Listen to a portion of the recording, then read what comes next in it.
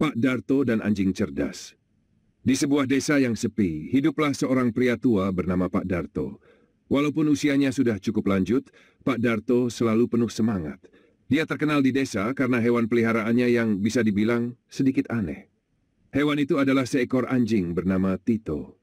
Tito adalah anjing kampung biasa, berbulu coklat dengan moncong sedikit pesek. Tapi yang membuat Tito istimewa adalah bahwa Tito memiliki kecerdasan yang luar biasa.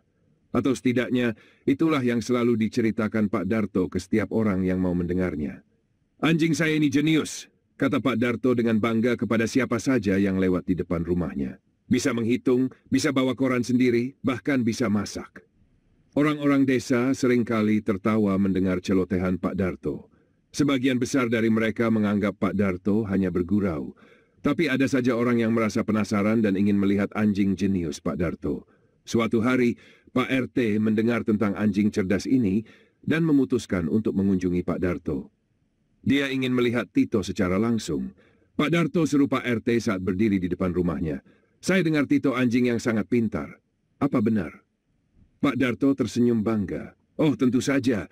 Tito bisa menghitung. Mari saya tunjukkan." Pak Darto lalu bertepuk tangan dan memanggil Tito. Anjing itu pun berlari keluar dari dalam rumah, mengibas-ngibaskan ekornya. Pak Darto mengeluarkan beberapa kerikil dari saku celananya. "Tito, berapa 2 tambah 2?" tanya Pak Darto sambil meletakkan 4 kerikil di depan Tito. Tito menatap kerikil itu lalu menggonggong 4 kali. "Wuf, wuf, wuf, wuf." Pak RT tertawa kecil, merasa sedikit tertipu, tapi Pak Darto malah tersenyum lebih lebar. "Nah, benar kan? 4 kali gonggongan berarti jawabannya 4. Pak RT sebenarnya masih ragu. Dia merasa Tito hanya menggonggong secara acak, tapi dia tak ingin mengecewakan Pak Darto. Jadi dia mengangguk sambil tertawa dan berkata, "Wah, luar biasa." Pak RT pun pulang dan cerita soal Tito langsung menyebar ke seluruh desa. Setiap hari, warga desa semakin penasaran dan mulai berbondong-bondong datang ke rumah Pak Darto untuk melihat kemampuan ajaib Tito.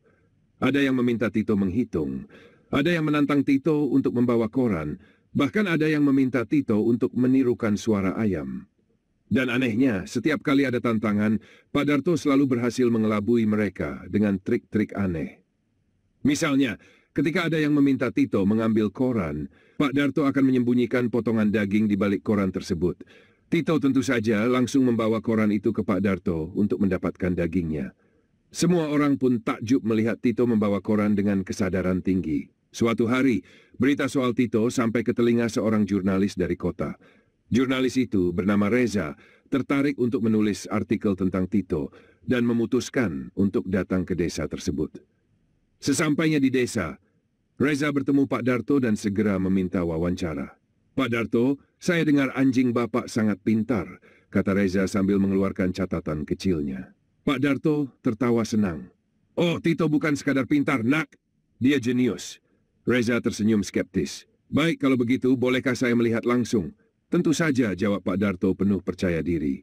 Dia bertepuk tangan lagi, dan Tito muncul dengan berlari-lari kecil, terlihat sedikit mengantuk karena siang itu cuaca cukup terik.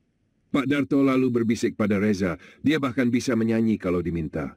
Reza terbelalak. "Sungguh?" Pak Darto mengangguk dengan mantap. "Tito, nyanyikan lagu favoritmu." Tito menatap Pak Darto sebentar, lalu mulai menggonggong. Bunyinya aneh seperti menggonggong dengan nada yang berbeda-beda namun sangat jauh dari suara nyanyian. Reza mencoba menahan tawa, tapi dia tetap menulis di catatannya. Tito bisa menyanyi dengan cara yang unik.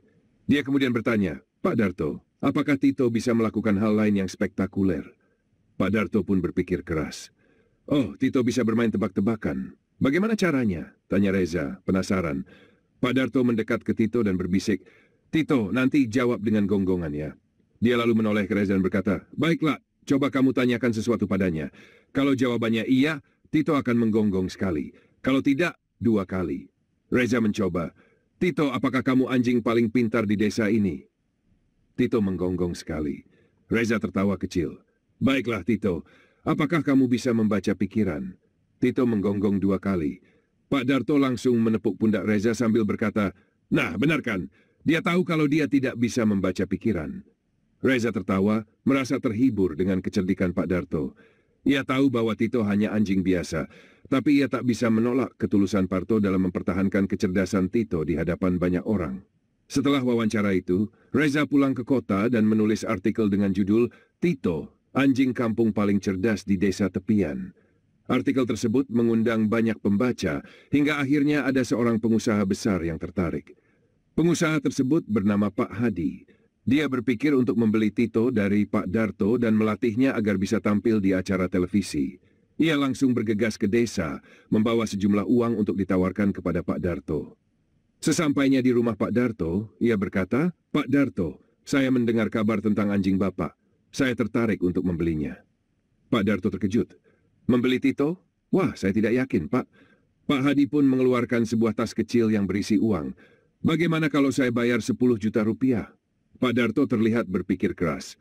Ia sangat sayang pada Tito, tapi 10 juta rupiah tentu saja jumlah yang besar bagi pria tua sepertinya. Setelah berdiskusi panjang, akhirnya Pak Darto setuju dengan berat hati. Pak Hadi pun membawa Tito ke kota untuk dilatih menjadi anjing selebriti. Namun ada satu masalah, Tito benar-benar anjing biasa. Pak Hadi kecewa ketika menyadari bahwa Tito tak bisa melakukan semua yang diceritakan Pak Darto. Ia mencoba melatih Tito, tapi anjing itu hanya bisa menggonggong sembarangan dan mengejar ekornya sendiri. Kesal, Pak Hadi pun kembali ke desa untuk menuntut penjelasan dari Pak Darto. "Pak Darto," seru Pak Hadi saat bertemu lagi. "Tito ini tidak pintar sama sekali, Bapak menipu saya."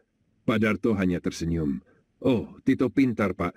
Mungkin Pak Hadi yang belum menemukan caranya. Tito memang hanya bisa pintar di tangan saya." Pak Hadi semakin bingung dan merasa sudah ditipu. Dengan kecewa, ia akhirnya memutuskan untuk mengembalikan Tito ke Pak Darto. Tapi sebelum pulang, ia memberi pesan pada Pak Darto. "Pak Darto, lain kali kalau mau jual Tito lagi, tolong jujur ya," kata Pak Hadi dengan kesal. Pak Darto hanya tertawa kecil. "Tenang Pak Hadi, Tito itu memang bukan anjing biasa, dia lebih pintar dari yang Bapak kira."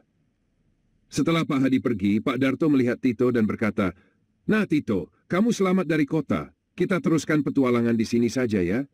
Sejak saat itu, Tito dan Pak Darto kembali hidup seperti biasa di desa. Tito tetap menjadi anjing jenius di mata warga desa, dan Pak Darto masih sering membanggakan kecerdasan Tito. Meskipun orang-orang desa sudah tahu, mereka tetap menganggap kehebohan Tito sebagai hiburan harian. Dan begitulah kisah Pak Darto dan Tito, si anjing yang pintar, setidaknya pintar membuat orang tertawa.